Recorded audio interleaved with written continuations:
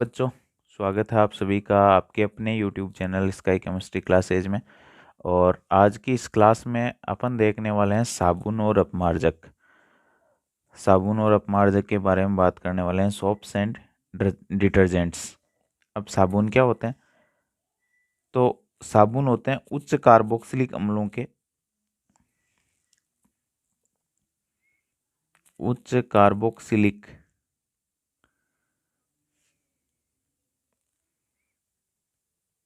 अम्लों के सोडियम और पोटेशियम लवण साबुन कहलाते हैं।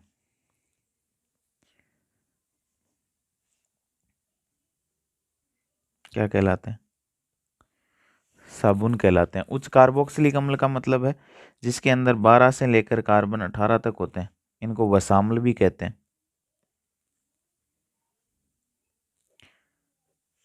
12 से लेकर के 18 तक जिनके अंदर कार्बन होते हैं उनको वसाम्ल या उच्च कार्बोक्सिलिक अम्ल के नाम से जाना जाता है।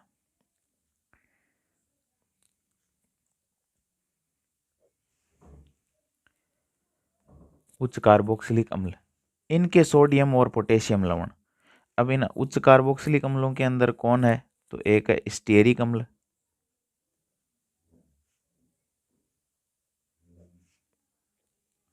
पामीटिक अम्ल और ओलिक अम्ल।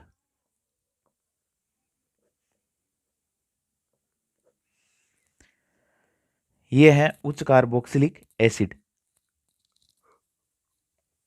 इनके सोडियम और पोटेशियम लवण जो है वो साबुन कहलाते हैं।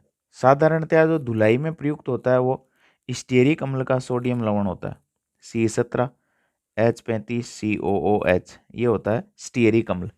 इसका सोडियम लवण H हटा दो और इसकी जगह सोडियम लगा देंगे तो स्टीयरिक अम्ल जो है उसका सोडियम लवण बन जाएगा C17H35COONA। यह है स्टीयरिक अम्ल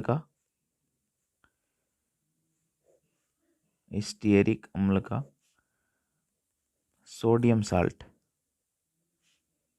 और यह धुलाई वाले साबुनों में प्रयुक्त होता है।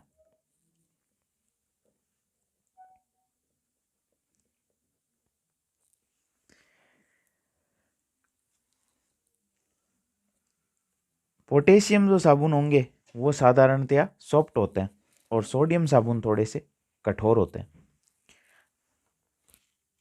अब साबुन जो है वो कठोर जल में कार्य नहीं करता है। कठोर जल में साबुन कार्य नहीं करते हैं।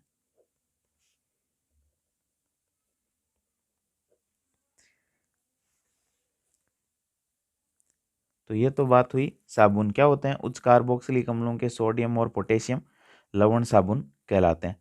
उच्च कार्बोक्सिलिक अम्ल कौन? जिनके अंदर 12 से लेकर के 18 तक कार्बन होते हैं उनको वसाम्ल फैटी एसिड भी कहते हैं और उच्च कार्बोक्सिलिक एसिड भी कहते हैं। उनके सोडियम और पोटेशियम लवण धुलाई वाले वो उच्च कार्बोक्सिलिक अम्लों में हो गया स्टीयरिक अम्ल, पामीटिक अम्ल और ओलिक एसिड।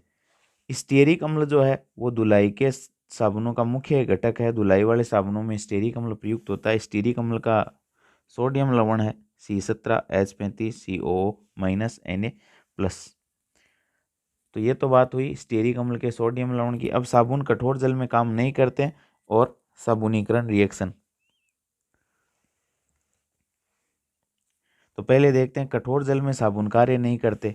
क्यों? क्योंकि कठोर जल में कैल्शियम यानी Ca+2 और मैग्नीशियम के क्लोराइड्स और सल्फेट, मैग्नीशियम के कैल्शियम और मैग्नीशियम के आयन उपस्थित होते हैं। ये कैल्शियम मैग्नीशियम आयन उपस्थित होते हैं।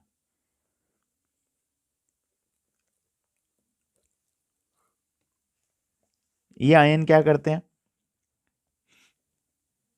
ये साबुन के साथ रिएक्शन करके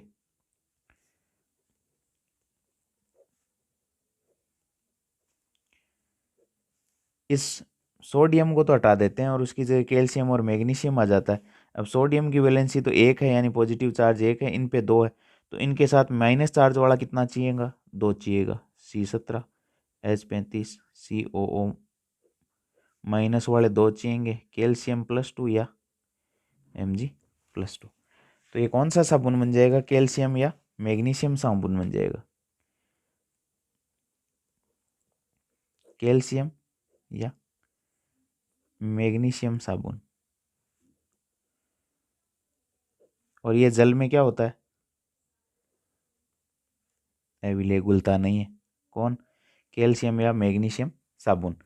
इसलिए क्या होता है, कठोर जल के अंदर, कठोर जल में क्या होते हैं, कौन से आयन होते हैं, कैल्शियम और मैग्नीशियम के क्लोराइड होते हैं, यानी CaCl2 MgCl2 या सल्फेट होते हैं SO4-2। तो कठोर जल में साबुन काम नहीं करते, क्यों नहीं करते, कैल्शियम और मैग्नीशियम के आयन उपस्थित होते हैं। वो कैल्शियम और मैग्नीशियम के आयन जो हैं वो क्या करते हैं, वो साबुन में उपस्थित सोडियम आयनों को हटा करके कैल्शियम या मैग्नीशियम साबुन का निर्माण कर लेते हैं, जो जल के अंदर क्या होता है, एविले होता है। अब साबुनीकरण रिएक्शन देख लेते हैं।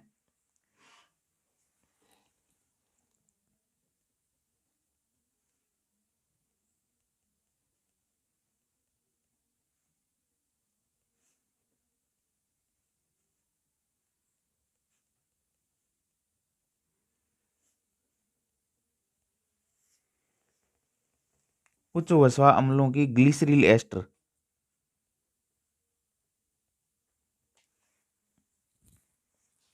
यह है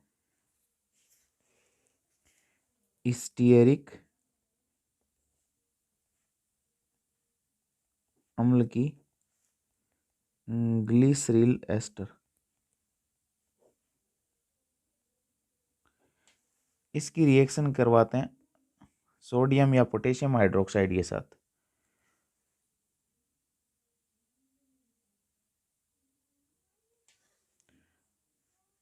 तो ये वाला पार्ट तो इसमें Na+ है, OH- है, तो माइनस वाला पार्ट तो चला जाता है प्लस के साथ। ये बंद टूटेगा तो ऑक्सीजन की इलेक्ट्रॉन खींचने की क्षमता ज़्यादा है, तो प्लस वाला पार्ट तो चला जाएगा ऑक्सीजन के साथ, माइनस वाला इसके साथ आ जाएगा, क्या बन जाएगा, CH2OH CHOH और CH2OH प्लस ये हो जाएगा C17H35 C double bond OOH, कितने, 1 2 3, C17H35 C double bond OH, ये कहलाती है साबुनीकरण रिएक्शन। सॉरी, ये Na+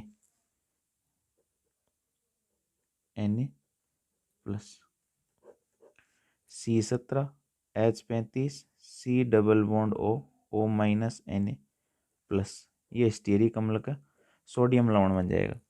तो उच्च वसा अम्लों की ग्लिसरील एस्टर यानी ग्लिसरॉल, यह है ग्लिसरॉल, इसकी रिएक्शन अपन स्टीयरिक अम्ल के साथ करवा दें तो ये बन जाएगी ग्लिसरील एस्टर। स्टीयरिक अम्ल की रिएक्शन यदि अपन ग्लिसरॉल के साथ करवा दें तो स्टीयरिक अम्ल की ग्लिसरील एस्टर प्राप्त होती है। स्टीयरिक अम्ल की ग्लिसरील एस्टर की रिएक्शन सोडियम हाइड्रोक्साइड के साथ करवा दें तो क्या बनता है, ग्लिसरॉल और सोडियम स्टीयरेट। सोडियम स्टीयरेट निर्मित होता है। ये रिएक्शन कहलाती है साबुनीकरण।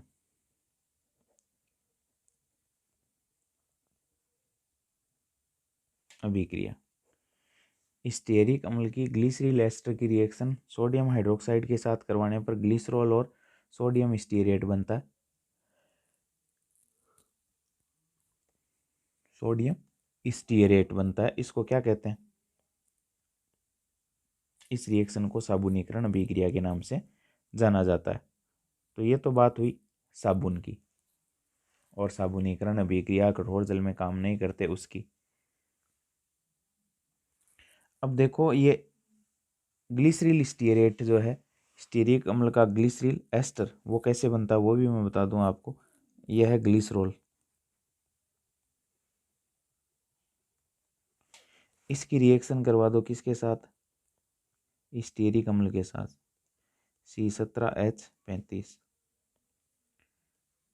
C17H35 और C17H35, यह है स्टीयरिक अम्ल। इसमें से क्या कर दो, जल निकाल दो। स्टीयरिक अम्ल, ग्लिसरॉल, रिएक्शन करवा दो, देखो क्या बना, CH2O, फिर C double bond O, C17H35, फिर CHO, C double bond O, C17H35 और फिर CH2O, C double bond O, C17H35। ये हो जाएगी स्टीयरिक अम्ल की ग्लिसरील एस्टर। और ग्लिसरील एस्टर की रिएक्शन सोडियम हाइड्रोक्साइड के साथ करवाओगे तो क्या बन जाएगा अपने पास, स्टीयरिक अम्ल का सोडियम साल्ट और वापस ग्लिसरॉल निर्मित हो जाएगा। यह है साबुनीकरण रिएक्शन। तो साबुन कठोर जल में कार्य नहीं करते हैं, एक इम्पोर्टेंट सवाल है। फिर साबुनीकरण रिएक्शन और साबुन का फॉर्मूला C17H35COO- Na+। उसके बाद देखो डिटर्जेंट्स हैं, इनको कहते हैं साबुन रहित साबुन, साबुन रहित साबुन। ये मृदु जल यानी साफ पानी में और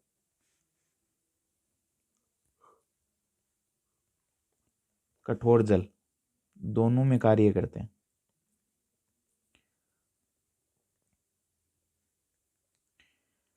ये होते कौन है, तो ये उच्च कार्बोक्सिलिक अम्लों के अमोनियम और सल्फोनेट लवण होते हैं।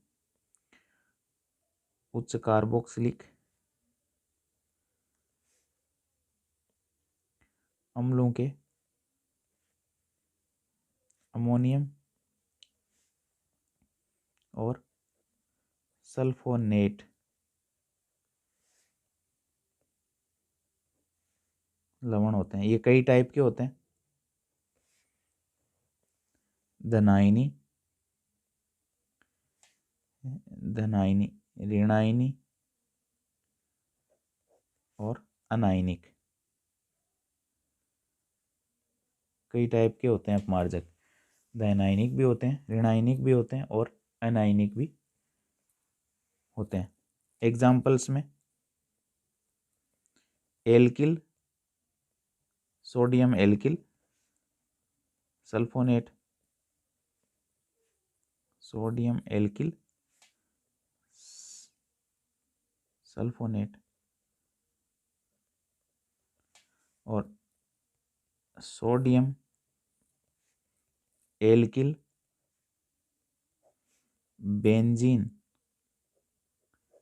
सल्फोनेट। ये अपमार्जक के एग्जाम्पल से याद रखने अपने को। अब कठोर जल में कार्य क्यों करता है, तो कठोर जल के अंदर कैल्शियम और मैग्नीशियम के क्लोराइड और सल्फेट होते हैं, यानी कैल्शियम और मैग्नीशियम के आयन उपस्थित होते हैं। अब कैल्शियम और मैग्नीशियम के आयन जब इन सल्फोनेट्स के साथ अभिक्रिया करते हैं तो कैल्शियम सल्फोनेट या मैग्नीशियम सल्फोनेट बना लेते हैं, और वो जल के अंदर क्या होते हैं, घुलनशील होते हैं, इसलिए कठोर जल में कार्य कर लेते हैं। जबकि साबुन जो कैल्शियम और मैग्नीशियम स्टीरेट बनाता है या कैल्शियम और मैग्नीशियम साबुन बनाता है कठोर जल में, वो जल के अंदर क्या होता है, अघुलनशील होता है, इसलिए वो कठोर जल में काम नहीं करते। उसके बाद साबुन और अपमार्जक में डिफरेंस क्या है, तो साबुन जो है वो कठोर जल में कार्य नहीं करते हैं, अपमार्जक कठोर जल में कार्य करते हैं। साबुन क्या होते हैं, उच्च कार्बोक्सिलिक अम्लों के सोडियम और पोटेशियम लवण होते हैं, और अपमार्जक अमोनियम और सल्फोनेट लवण होते हैं। दो अंतर और एग्जाम्पल अपने को लिख देने। उसके बाद नेक्स्ट आते हैं अपन मिसेल का निर्माण, साबुन की सफाई।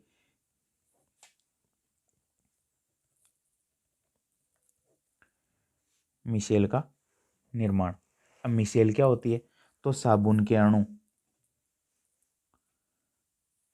साबुन के या अपमार्ज साबुन के लगभग 100 से अधिक 100 से अधिक अणु गंदगी के चारों ओर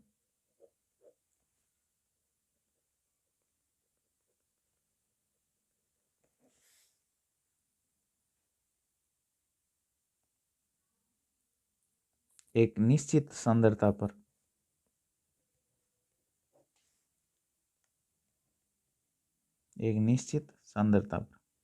साबुन के 100 से अधिक मॉलिक्यूल्स जो हैं गंदगी के चारों ओर एक निश्चित सांद्रता पर एकत्रित हो जाते हैं,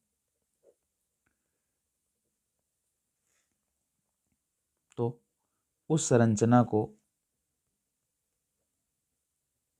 मिशेल कहते हैं। यानी साबुन के अणु गंदगी के चारों ओर एकत्रित होकर जिस संरचना का निर्माण करते हैं वो मिशेल कहलाती है। और मिशेल में 100 से अधिक साबुन मॉलिक्यूल्स जो है वो पाए जाते हैं। अब साबुन के अंदर देखो, साबुन की स्ट्रक्चर में देखो, यदि मैं थोड़ा सा खोल के लिखूं तो CH3 CH2 CH2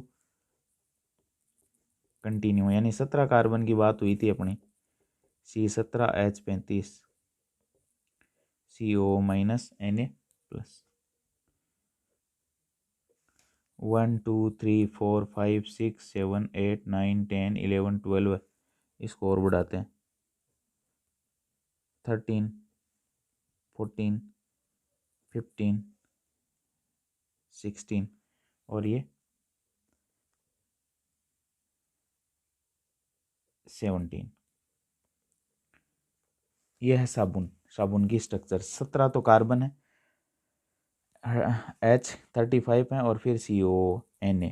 इसके अंदर ये जो सिरा आप देख रहे हो इधर वाला, ये कहलाता है हाइड्रोकार्बन सिरा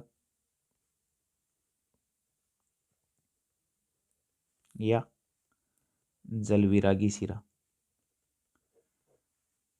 यानी ये जल से प्रतिकर्षित होता है, जल से आकर्षित नहीं होता है। और ये है जलरागी सिरा, जल की राग में राग मिलाता है, जलरागी सिरा। इसका दूसरा नाम है आयनिक सिरा। आयनिक सिरा। अब साबुन को जब अपन प्रयुक्त करते हैं धुलाई में, ये अपने को ध्यान में रखना, हाइड्रोकार्बन सिरा या जल विरागी सिरा, जल की राग में राग नहीं मिलाता है, विरागी है। जल में राग मिलाता है, रागी है। तो ये आयनिक सिरा है, यानी ध्रुवीय सिरा। ये अध्रुवीय सिरा इधर वाला, ये हाइड्रोकार्बन सिरा है, बड़ा सिरा हाइड्रोकार्बन सिरा है, ये आयनिक सिरा है। ये जल के साथ आकर्षित होता है, ये जल से प्रतिकर्षित होता है। तो जब साबुन जो है एक निश्चित सांद्रता पर गंदगी या चिकनाई के संपर्क में आता है तो इसका हाइड्रोकार्बन सिरा उस चिकनाई के साथ बंध जाता है, इस तरीके से।